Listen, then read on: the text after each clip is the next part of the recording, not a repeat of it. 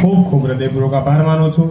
વ્યાસપીઠ ઉપર આપણા સૌના લોકલાડીલા સંસદ બેન શ્રી જ્ઞાનીબેન ઠાકોર, અમારે લલિતસિંહ, તારકભાઈ સાહેબ અને તમામ વ્યાસપીઠ બિરાજમાન આપણા રાજકીય આગેવાનો, સામાજિક આગેવાનો, સમાજનું ભવિષ્ય, યુવાનો, વડીલો, બહેનો, તમામના ચરણો મારા વંદન।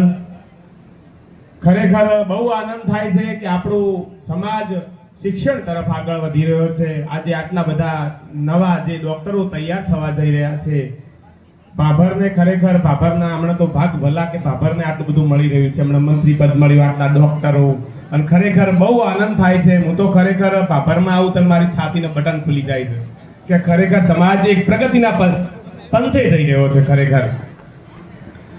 અને ખરેખર મારે તો જો હું તો કોઈ જાદુ ભણેલ નથી, એટલે વધારે તો ભણેલાને કોઈ સલાહ નથી આપતો, પણ ખરેખર શિક્ષણ સિવાય સમાજનો ઉદ્ધાર નથી। અને અમે ખરેખર જ્યારે આપણો સમાજની વાત આવતી હોય ત્યારે મારું તો એક જ સપનું, મારો સમાજ વ્યસન મુક્ત બને, શિક્ષણ યુક્ત બને। અને આજે જ્યારે વિદ્યાર્થીઓ બહોળી સંખ્યામાં બેઠા હોય, કહેવાનું મન થાય કે ખરેખર જો ઠાકોર સમાજ પોલીસની દોડમાં નપાસ થાય તો ખરેખર ખૂબ કલંક વાત કહી શકાય કે આ સમાજ સાહેબ જેના ધડ 3 દાડા લડ્યો હોય એ સમાજ છે સાહેબ। આ ડાકોર વાળા ઠાકોરના વંશજ છો સાહેબ, તમે કોઈ સાધારણ વસ્તુ નહીં। તમે ઠાકોર સમાજ એટલે સાહેબ એને એવો નામથી આપણે દોડમાં હારે તો થઈ રહ્યું કહેવાય ખરેખર। એટલે ખૂબ આ જવાની સમય છે, એમાં ખૂબ સારી રીતે શિક્ષણ મેળવજો સાહેબ।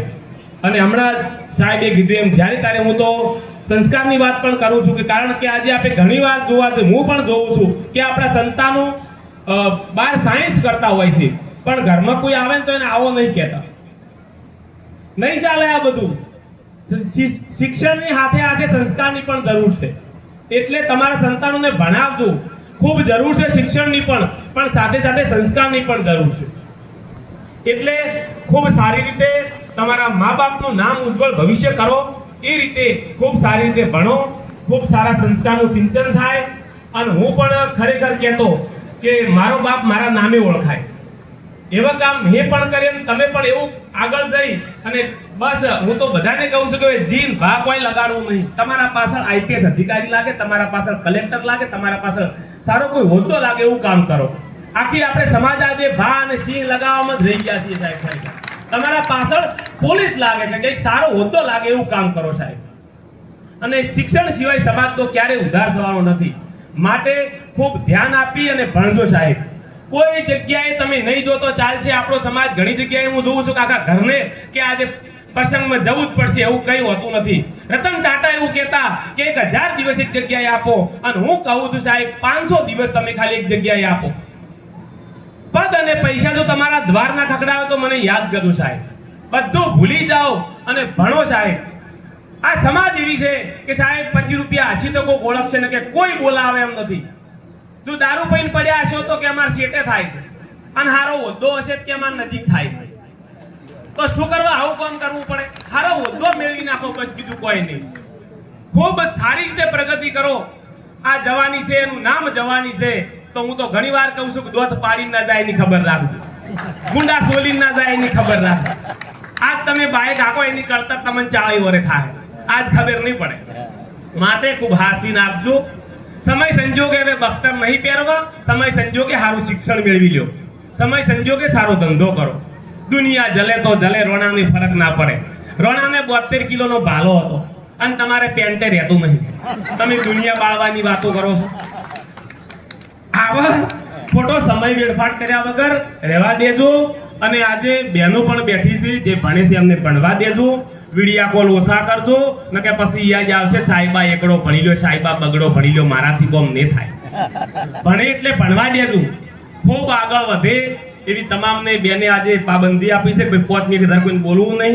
એટલે મારે કોઈ વધારે કહેવું નથી, પણ જે તારકભાઈનું ઓબીસી વર્ગીકરણની વાત છે એમાં મારો ફૂલ સપોર્ટ છે, કારણ કે સમાજ સાથે રહેવામાં મજા છે। સમાજ છે તો આપણે છીએ સાહેબ, સમાજથી આપણે છીએ, માટે સમાજ જે કહે એની સાથે અમે છીએ સાહેબ। હું તો બિન રાજકીય છું, હું તો ખેડૂત છું। ખરેખર બધાએ સહયોગ આપી અને તારકભાઈને સમર્થન આપવું જોઈએ। તારકભાઈ, તમે જે કરો એ અમે તમારી સાથે છીએ. તમે ઉગ્ર આંદોલન કરો તો પણ અમે તમારી સાથે છીએ. મને કોઈ મંત્રી પદનો કોઈ મને ડર નથી.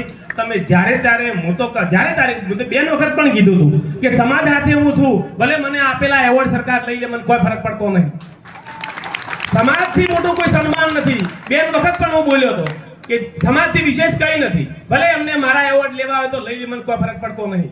કોઈ મારો ફાલ જરી જવાનો નહીં કોઈના વિરોધથી. હું તો સાહેબ પરસેવાની કમાણી કમાણો છું સાહેબ. બાવડાના બળથી એવોર્ડ લીધા છે. કોઈ રાજકીય રીતે આપણે એવોર્ડ નથી લીધા. માટે જ્યારે અમે કાબિલ બન્યા ત્યારે અમને એવોર્ડ મળ્યા છે. બસ કાબિલ બનો, બધા જ તમારા દ્વાર ખખડાવશે અને તમે પણ સક્ષમ બનો. બીજું